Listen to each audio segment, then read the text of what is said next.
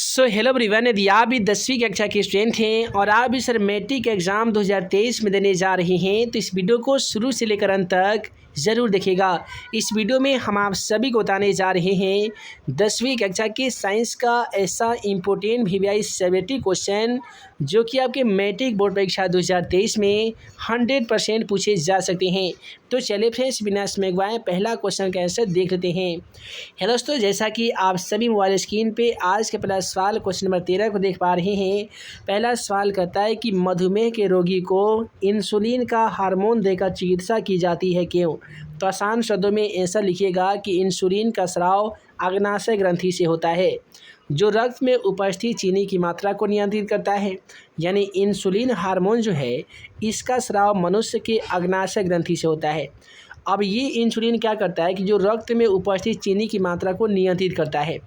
अब जब किसी कारणवश इंसुलिन का स्राव या कम या नहीं हो पाता है तो रक्त में चीनी की मात्रा बढ़ जाती है जिससे अनेक प्रकार के रोग उत्पन्न होने लगते हैं।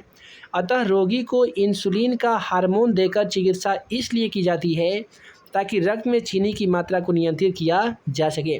आसान शब्द में जानिए, इंसुलिन का स्राव अग्नाशय ग्रंथि से होता है जो रक्त में उपस्थित चीनी की मात्रा को नियंत्रित करता है। अब अचानक या किसी भी कारणवश इंसुलिन का स्राव कम या नहीं हो पाता है तो जाहिर सी बात है रक्त में चीनी की मात्रा बढ़ जाएगी। रक्त में चीनी की मात्रा बढ़ने से मनुष्य के शरीर में अनेक प्रकार के रोग उत्पन्न होने लगते हैं। अतः रोगी को इंसुलिन का हार्मोन देकर चिकित्सा इसलिए की जाती है ताकि रक्त में चीनी की मात्रा को नियंत्रित किया जा सके और मनुष्य के शरीर में तरह तरह से रोग उत्पन्न होने से बचाया जा सके। अब अगला सवाल क्वेश्चन नंबर 14 को देखिए। क्वेश्चन नंबर 14 कहता है, यदि किसी रोगी का गुर्दा खराब हो जाए तो डॉक्टर उसका इलाज कैसे करेगा? आसान शब्दों में लिखिएगा कि किसी रोगी का गुर्दा खराब होने पर डॉक्टर हेमोडायलिसिस के द्वारा रक्त में उपस्थित उत्सर्जी पदार्थ को अलग करता है। यानी किसी भी रोगी का गुर्दा यदि खराब हो जाता है ना तो डॉक्टर सबसे पहले हेमोडायलिसिस एक मशीन है, इसके द्वारा रक्त में उपस्थित उत्सर्जी पदार्थ को सबसे पहले अलग कर देता है। किंतु यदि दोनों गुर्दा काम करना बंद कर देता है तो वह किसी डोनर से गुर्दा लेकर लगा देता है या फिर कृत्रिम यानी बना बनाया हुआ गुर्दा लगा देता है। इस प्रकार से किसी भी रोगी का गुर्दा खराब होने पर डॉक्टर उसका इलाज करता है जी। उसके बाद में अगला सवाल कहता है कि अनैच्छिक क्रिया क्या है और प्रतिवर्ती क्रिया क्या है, दोनों में हमें अंतर स्पष्ट करना है। तो आसानी तरीके से लिखेंगे कि जो क्रिया बिना इच्छा के स्वतः हो जाती है उसी हम लोग अनैच्छिक क्रिया कहते हैं।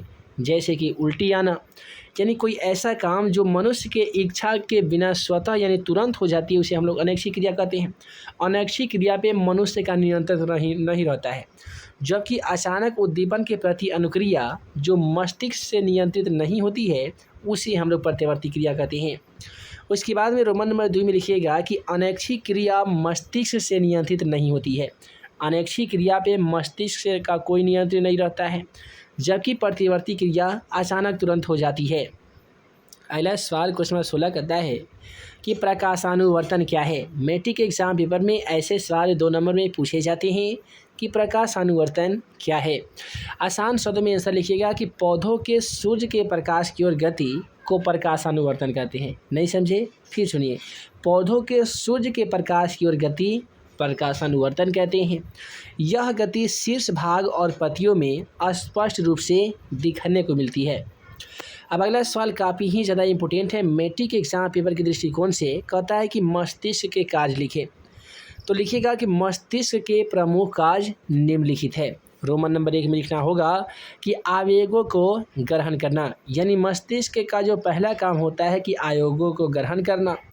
रोमन नंबर 2 में लिखिएगा कि ग्रहण किए गए आवेगों के बीच संबंधन स्थापित करना, ग्रहण किए गए आवेगों के बीच अनुक्रिया करना, शारीरिक क्रियाओं का नियंत्रण स्थापित करना, मस्तिष्क क्रियाओं को संघनित करना। तो ये जो सभी काम होते हैं ये मानव मस्तिष्क के कार्य होते हैं। इन्हीं कार्यों के द्वारा मनुष्य में मस्तिष्क का संचालन होता है। अब अगला सवाल कहता है कि जनन क्या है, ये कितने प्रकार के होते हैं? मैट्रिक एग्जाम पेपर में जनन से संबंधित 2-3 सवाल पूछे जाते हैं और जनन क्या है यदि ये सवाल पूछे जाएंगे तो आपके एग्जाम पेपर में ऐसे सवाल 2 नंबर में पूछे जाएंगे।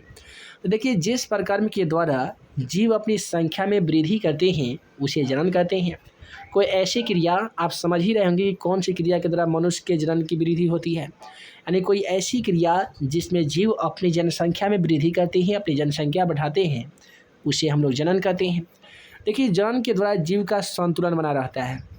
जनन के द्वारा जीव का संतुलन बना रहता है। यदि जनन क्रिया नहीं होगी तो ज़ाहिर सी बात है, मानव एक दिन ऐसा आएगा कि सृष्टि से मनुष्य का विनाश हो जाएगा और वे विलुप्त नहीं होते हैं। और देखिए, जनन के जो प्रकार की बात करेंगे ना, तो जनन के दो प्रकार होते हैं। एक होते हैं लैंगिक जनन, तो दूसरा होते हैं अलैंगिक जनन। अब अगला सवाल कहता है कि डीएनए प्रकृति प्रजनन में क्या महत्व है। हालांकि मैट्रिक एग्जाम पेपर के लिए ये क्वेश्चन भी काफ़ी इम्पोर्टेंट है और ये ऑब्जेक्टिव सवाल में भी पूछा गया ये क्वेश्चन कि डीएनए का रसायन पूरा नाम क्या होता है। यदि मैट्रिक एग्जाम पेपर में पूछा जाएगा कि डीएनए का पूरा नाम क्या होता है, तो याद रखिएगा डीऑक्सी राइबो न्यूक्लिक एसिड यानी अम्ल होता है जो डीएनए का पूरा नाम होता है।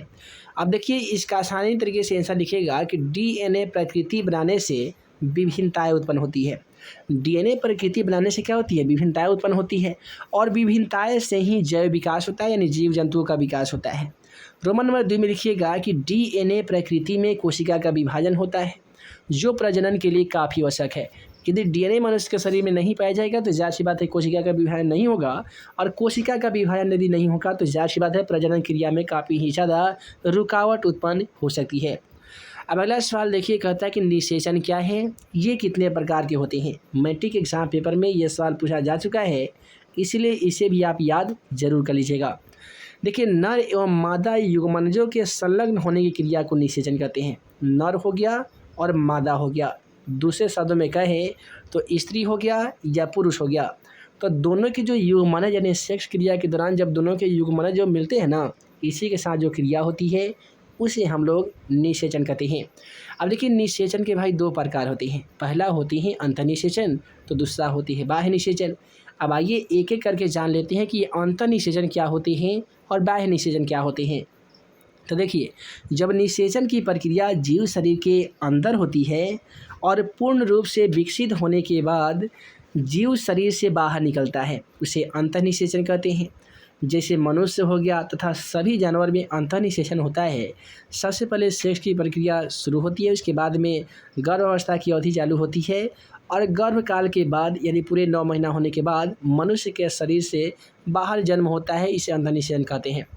बाह्य निषेचन में क्या होता है कि निषेचन का वह प्रक्रम या ऐसा निषेचन या जब निषेचन की प्रक्रिया जीव शरीर से बाहर होती है उसे बाह्य निषेचन कहते हैं। जैसे कि देख ले, जैसे में हो जाएगा मछली। आप सभी को मालूम है कि मछली अपने पेट के अंदर बच्चे को पालन पोषण करके पूर्ण रूप से विकसित होने के बाद बाहर नहीं निकालती है, बल्कि मछली पानी के सतह पे अंडे छोड़ती है और बाहर ही उसका निषेचित करके बाहर ही उसका जैव विकास होता है, तो मछली में बाह्य निषेचन होता है। अब अगला सवाल करता है कि अनुवंशिकी क्या है। देखिए, लिखिएगा कि विज्ञान की वह शाखा जिसमें सजीवों की लक्षणों, अनुवंशिकता, उससे कारण एवं क्रियाविधि का अध्ययन किया जाता है, उसे अनुवंशिकता कहते हैं। अनुवंशिकी के जो जनक है ना जी, ये ग्रेगर जॉन मेंडल को माना जाता है। मैट्रिक एग्जाम पेपर में सवाल पूछा जाता है कि अनुवंशिकता या अनुवंशिकी का पिता या जनक किसे कहते हैं, तो याद रखिएगा ग्रेगर जॉन मेंडल को कहा जाता है। ग्रेगर जॉन मेंडल ने अपने प्रयोग करने के लिए किस पौधे का चयन किया था, तो मटर का पौधा का चयन किया था।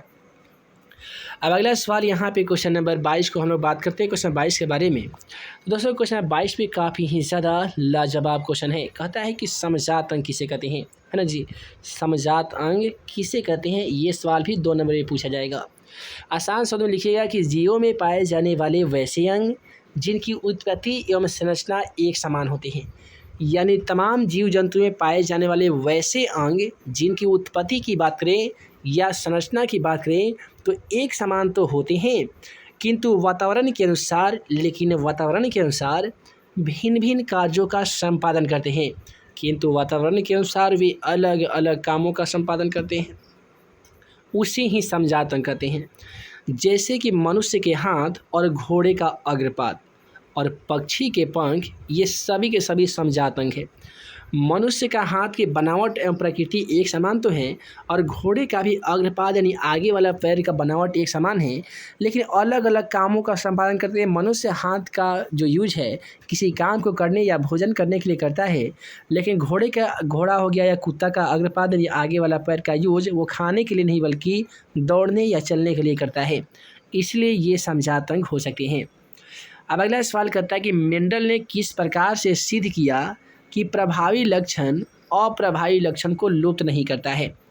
तो आसान शब्द में बता दीजिएगा कि मेंडल ने लंबे मटर के लंबे एवं बौने पौधे के बीच में स्वपरागण करके F1 पीढ़ी विकसित किया, तो सभी लंबे पौधे दिखाई पड़े, किंतु F2 पौधे के बीच में स्वपरागण करने पर लंबे और बौने पौधे का अनुपात 3:1 प्राप्त हुआ, F1 पीढ़ी में पाया गया।